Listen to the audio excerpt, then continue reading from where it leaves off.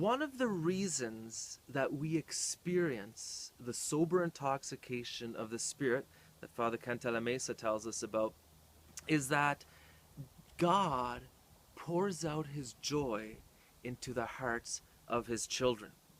What I want to do today is I want to share with you 4 realities about this joy that God pours into our hearts. And I want to read to you from John chapter 15, verse 11, where the Lord Jesus says, "These things I have spoken to you, that my joy may be in you, and that your joy may be full." So the first reality is that the joy that the Lord gives us is his joy. Jesus says, so that my joy may be in you. So we're not talking just a fleeting joy or a passing joy or a shallow joy, not just any joy. This is the joy that Jesus has. In other words, this is heavenly joy.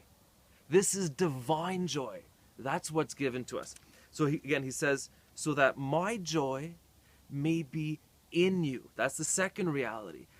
This heavenly divine joy comes into our hearts and souls. In other words, heaven comes into our hearts and souls. To be filled with the joy of the Lord is to be filled with heaven. Heaven already begins. It has begun when we are filled with the joy of the Lord. And this is intoxicating.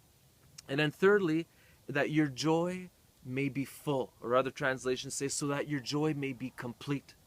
And only God can give us a joy that is full and totally complete. Because as humans, only God can ultimately fill our hearts and satisfy us. And God does this by giving us his joy into our hearts, into our spirits. It's a complete joy. We can say with the psalmist, my heart or my cup overflows. The fourth reality is, and we hear this in John chapter 16, verse 22, Jesus says, your hearts will rejoice and no one will take your joy from you. So this is a joy that no one can take away. Why? Because again, this is a joy that is poured out from the heart of God in abundance, constantly, all the time. And no one can stop God from pouring joy into our lives. And no one can stop us from receiving this joy. We can decide not to receive it, but again, it's always available to us. We can always say yes to the joy of the Lord that is being constantly poured out.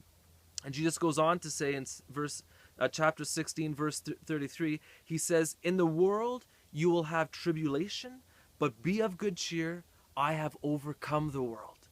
So even if we have tribulation, we can still be of good cheer. Jesus is saying, don't even let tribulation stop you from being of good cheer.